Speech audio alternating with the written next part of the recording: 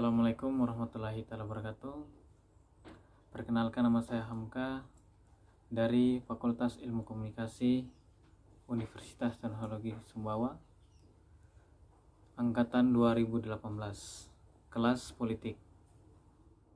Akan sedikit materi tentang etika dan propaganda internasional. Secara universal, definisi propaganda yang dapat diterima, namun pada dasarnya ada dua pemikiran yang berbeda tentang propaganda. Propaganda sendiri merupakan suatu bentuk komunikasi. Suatu kelompok yang ingin menciptakan partisipasi aktif dalam tindakan suatu massa.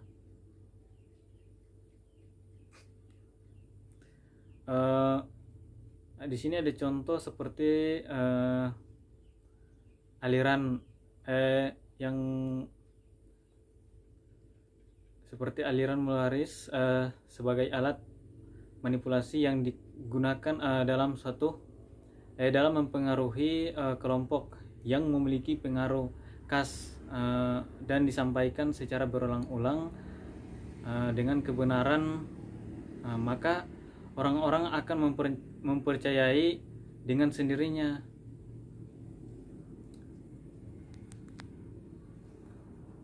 Kemudian ada aliran netralisme atau netralis, suatu proses komunikasi belaka di mana keberhasilan atau kegagalan tidak relevan. Kemudian ada di sini propaganda demokratis, dipandu dengan menghindari kebohongan yang disengaja dengan mengatakan sebanyak mungkin kebenaran itu. Kemudian propaganda totaliter. Totaliter ini dirancang untuk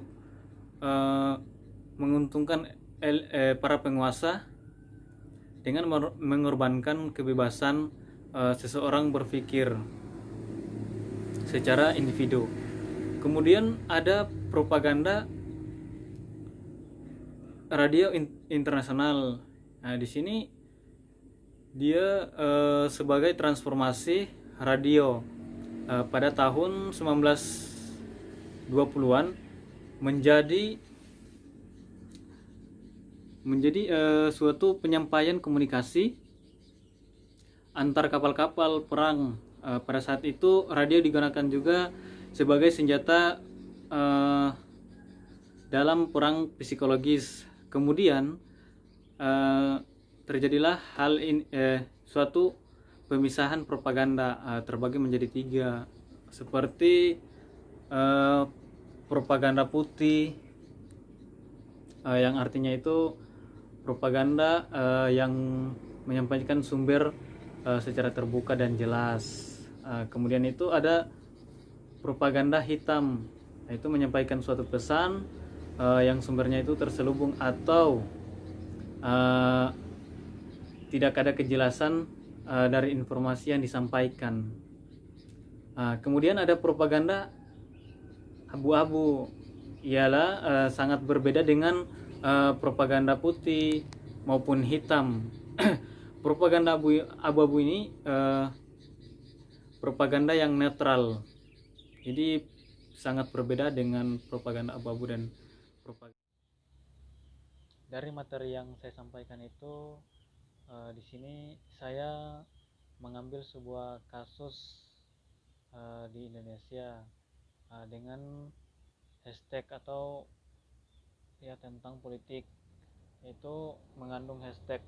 Jadi di sini mungkin di media sosial itu terjadilah suatu hashtag dari pendukung-pendukung maupun orang-orang yang belum mengenal tentang suatu media bagaimana. Nah, di situ banyak sekali orang-orang itu yang melihat hashtag itu seakan-akan terpropaganda. Sekarang dengan perkembangan zaman sekarang ini, suatu informasi itu sangat mudah dan cepat, atau efisien, seseorang itu mendapatkan informasi. Contoh kecilnya itu seperti ya yang tadi yang saya katakan bahwa hashtag. Di sini setiap orang itu ya eh, harus eh, jangan mudah terpropaganda dengan suatu informasi yang memang ya belum jelas, atau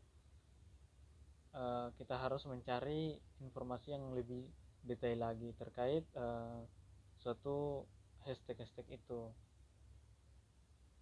Uh, ada beberapa yang saya temukan maupun yang saya lihat di media sosial itu terkait politik. Di sini ada uh, para pendukung misalnya 01 sampai dengan 04 misalnya. Di situ para pendukung atau tim sukses juga itu saling saling apa namanya ribut, atau seakan-akan lah uh, yang pada intinya itu terpropaganda, saling uh, bermarahan, padahal itu hashtag itu suatu hal biasa tetapi sangat berdampak pada masyarakat. Uh, Mungkin hanya itu saja contoh yang saya berikan. Sekian dari saya. Wassalamualaikum warahmatullahi wabarakatuh.